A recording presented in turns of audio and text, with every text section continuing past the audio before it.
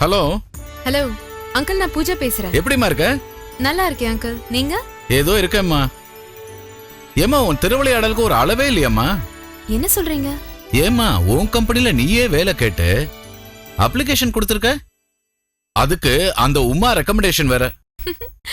என்ன முடிவு பண்ணிருக்கீங்க அங்கிள்? எனக்கு வேலை கொடுக்க போறீங்களா இல்ல கொடுக்க மாட்டீங்களா? இப்பவே போய் எல்லாத்துக்கும் மேல ஒரு சீட்ல உட்காந்துக்க. யார் வேண்டாங்கறா? உன் அப்பாயின்மெண்ட் ஆர்டரை நானே நேர்ல வந்து தரேன். ஐயோ, அதெல்லாம் ஒண்ணும் வேண்டாம் அங்கிள். இப்போதைக்கு என்னோட அப்ளிகேஷனை ஜஸ்ட் பெண்டிங்ல வைங்க. உமா கிட்ட அப்புறமா நான் பார்த்து வேலை போட்டு கொடுக்கறேன்னு சொல்லுங்க. சிம்பிள். என்னம்மா நீயே வேலை கேக்குற, நீயே பெண்டிங்ல வையுங்கற? எல்லாத்துக்கும் காரணம் இருக்கு அங்கிள். சரி, ஒரு முக்கியமான விஷயமா தான் நான் கால் பண்ணேன்.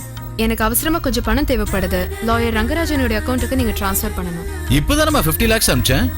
அது பில்டிங் கன்ஸ்ட்ரக்ஷனுக்காக. இப்போ அவசரமா மறுபடியும் ஒரு 50 லட்சம் தேவைப்படுது. எதுக்குமா? அது வேற காரணம், அப்புறம் சொல்றேனே. சரிம்மா, எல்லாம் உன் உத்தரவு. Thank you uncle. சரி, அப்புறமா கூப்பிடுறேன். பாய். பாய்மா.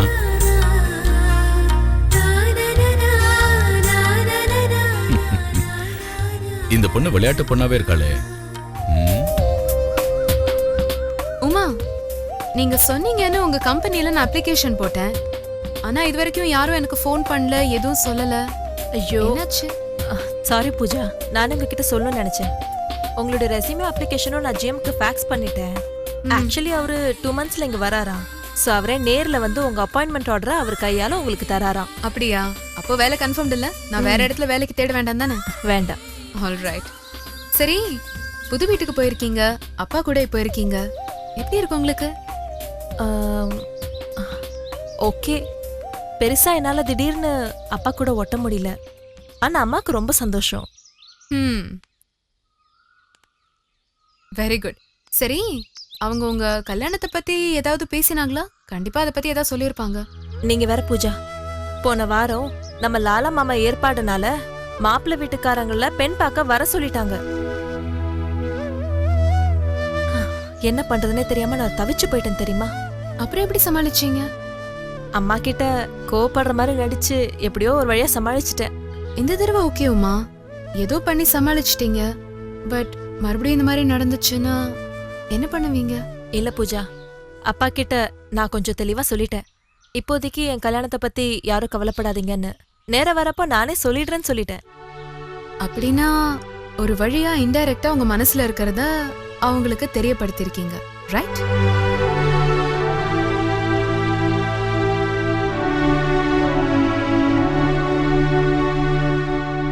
நான் சொன்னதை வச்சு அப்பா ஒரு மாதிரி புரிஞ்சுக்கிட்டாருன்னு நினைக்கிறேன்.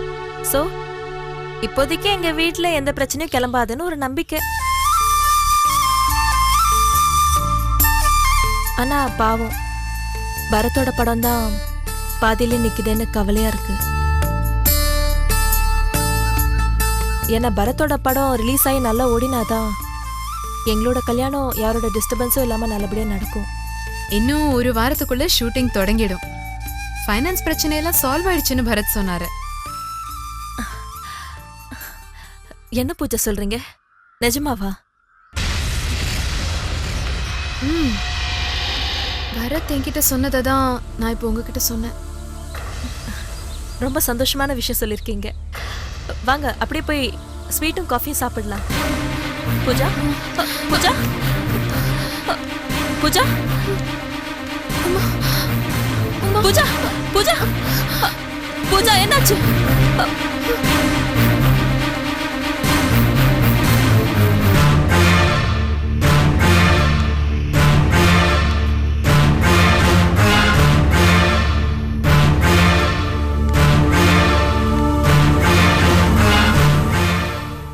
டாக்டர், பூஜா நல்லா இருக்காங்கல்ல? பயப்படுற மாதிரி எதுவும் இல்லைல்ல?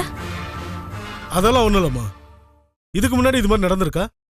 ஏன் கேட்கறேன்னா, நீங்க அட்மிட் பண்ணும்போது பிபி பல்ஸ் எல்லாமே இறங்கி இருந்தது. பட் இப்போ நார்மல் ஆயிடுச்சு. அதனால தான் கேட்கறேன். இப்படி அவங்களுக்கு அடிக்கடி நடக்கும் டாக்டர். ஆனா ஒரு 2-3 ஹவர்ஸ்ல அவங்க சரியாயிடுவாங்க. ஓ, அப்ப அவங்களுக்கு என்ன பிரச்சனைன்னு உங்களுக்கு தெரியாது. அப்படின்னா அவங்களுக்கு டோட்டலா ஒரு மாஸ்டர் செக்அப் பண்ணணும். இல்லனா அவங்களா கண்ணு முழிச்சு சொன்னாதான் நமக்கு தெரியும். என்ன டாக்டர் சொல்றீங்க? நாங்க ஒன்றும் கடவுள் இல்லம்மா. அவங்க உடம்புக்கு என்ன பிரச்சனைன்னு பார்த்ததும் கண்டுபிடிக்கிறதுக்கு. சரி, நான் உங்களை போய் பார்க்கலாமா? ஓஎஸ், போய் பாருங்க, இன்னும் கொஞ்ச நேரத்துல கண்ணு முடிச்சிருவாங்க. தேங்க்யூ.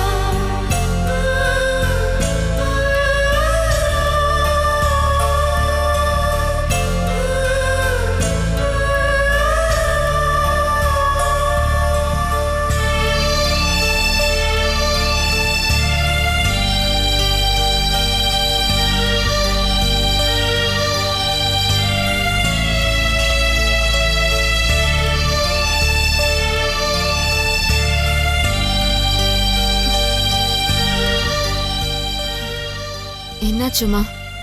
ஏதோ கப்பல் கவுந்த மாதிரி டல்லா உட்காந்துட்டு இருக்கீங்க. Thank God. உங்களுக்கு ஒன்றும் இல்லையே? எனக்கு ஒன்றும் இல்லை. இது என்ன அப்பப்போ வந்துட்டு இருக்கிற மயக்கம் தானே, இதுக்கேன் பயப்படணும்? என்ன பூஜா சாதாரணமா சொல்றீங்க? அப்பப்போ வருதுன்னா என்ன பிரச்சனைன்னு தெரிஞ்சுக்க வேண்டாமா? எனக்கு தான் என்ன பிரச்சனைன்னு தெரியுமே உமா. அப்புறம் என்ன? என்ன சொல்றீங்க? உங்களுக்கு தெரியுமா? அப்படியே எங்ககிட்ட சொல்ல மாட்டேங்கிறீங்க? சொல்ற அளவுக்கு பெரிய பிரச்சனை இல்ல, அதான் சொல்லல. இது பாருங்க பூஜா, அன்னைக்கு பரத் கிட்ட இந்த மாதிரி தான் ஏதோ சொல்லி சமாளிச்சீங்க. இப்ப என்கிட்டயும் அதே மாதிரி சொல்லி சமாளிக்கிறீங்க. இங்க பாருங்க உமா, நான் யார்கிட்டயும் எதையும் சொல்லி சமாளிக்கல. நான் ஏற்கனவே கொஞ்சம் வீக்கா தான் இருக்கேன். அப்போ நடந்த ஆக்சிடென்ட்ல தலையில ஏற்கனவே ஒரு பிரச்சனை இருக்கு. ரெகுலரா மெடிசின்ஸ் எடுத்துட்டு இருந்தா எல்லாம் சரியா போயிடும். நீங்க என்கிட்ட ஏதோ மறைக்கிறீங்க. நீங்க வேணா டாக்டர்கிட்ட கேட்டு பாருங்க, அவரும் இதையே தான் சொல்லுவாரு. சரி வாங்க, டாக்டர் கிட்ட போய் பேசலாம் வாங்க. மேடம் இன்னும் டெபாசிட் கட்டல. ஆ இதோ வரேன். சரி நான் போய் டெபாசிட் கட்டிட்டு வரேன். வந்து டாக்டர் கிட்ட போறோம். ம்.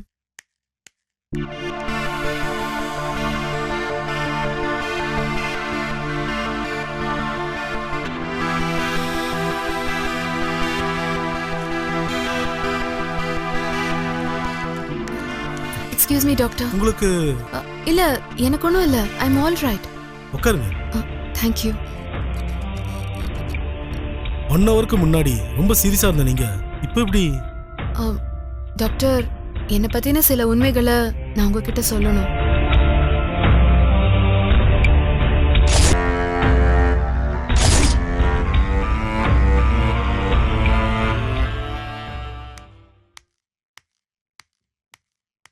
என்ன முட்டாள்தனமா இருக்கு? இவ்வளவு சீரியஸான நிலைமையில பெட் ரெஸ்ட்ல இருக்காம இப்படி இருந்தா எப்படி? இமிடியேட்டா போய் உங்க டாக்டரை பாருங்க. ஓகே டாக்டர், நான் என் ஃபேமிலி டாக்டரை பார்த்து கரெக்டாக ட்ரீட்மெண்ட் எடுத்துக்கிறேன். நீங்க எனக்கு ஒரு உதவி செய்யணும் டாக்டர். என்னம்மா? இங்க பாருங்க டாக்டர், என்னை சுத்தி இருக்கிறவங்க யாருக்குமே இப்படி ஒரு ப்ராப்ளம் எனக்கு இருக்குன்றது தெரியாது. அப்படியே தெரிஞ்சாலும் அவங்களால அதை சரி செய்யவும் முடியாது. அதே சமயம் அவங்களுக்கு வருத்தமும் சோகமும் தான் மிஞ்சும். ஸோ ப்ளீஸ் டாக்டர், யாராவது ஏதாவது கேட்டாங்கன்னா எதையாவது சொல்லி சமாளிச்சிருங்க. Excuse me doctor. Yes come இன்.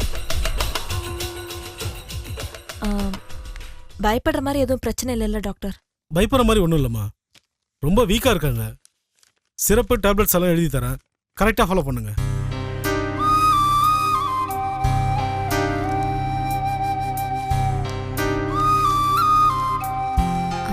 Thank you doctor. தேங்க்யூ. என்ன உமா, இப்போ உங்க சந்தேகம்லாம் தீர்ந்துச்சா? எனக்கு என்னவோ ஏதோ நினைச்சு பயந்துட்டு இருந்தீங்க, இப்போ டாக்டரே சொல்லிட்டாரு எனக்கு ஒன்றும் இல்லைன்னு. ஓகே தான்? நீங்க நல்லா இருக்கணும் தான் நாங்க எல்லாருமே நினைக்கிறோம். வாங்க போலாம். Thank you doctor. Thank you doctor. See you. Okay. நெல்லூர்ல எனக்கு 100 ஏக்கரா நிலம் இருக்கு. சென்னையில 4-5 இடத்துல வீடுங்க இருக்கு. டி நகர்ல 10 கிரவுண்ட்ல ஒரு பழைய வீடு இருக்கு. என்னோட ஐடியா என்னன்னா, அதை இடிச்சிட்டு ரெசிடென்ஷியல் டீலக்ஸ் ஃபிளாட் கட்டலான்னு இருக்கேன். அது சம்பந்தமா தான் இங்க வந்திருக்கேன். சார், நான் கேட்குறேன், தப்பா நினைக்காதீங்க. இந்த கம்பெனியை பத்தி நல்லா தெரிஞ்சுக்கிட்டு தான் வந்திருக்கீங்களா? Yes, certainly. இதோட எம்டி ராஜசேகர். கன்ஸ்ட்ரக்ஷன் ஃபீல்டிலே இந்த கம்பெனி தான் இந்தியாவிலே 2வது கம்பெனி. இந்தியாவில் மட்டும் இல்ல, 8 நாட்டில் இவரோட கம்பெனி இருக்கு. என்ன நான் சொல்றது சரிதானே?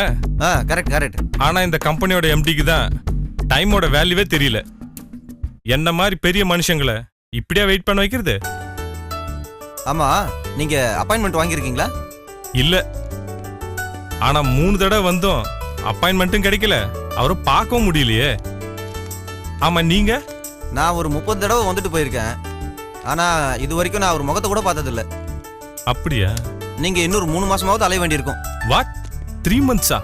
எதுக்கு? அப்பாயின்மெண்ட் வாங்குறதுக்கா? இல்ல, அவரோட முகத்தை நீங்க பார்க்கறதுக்கு.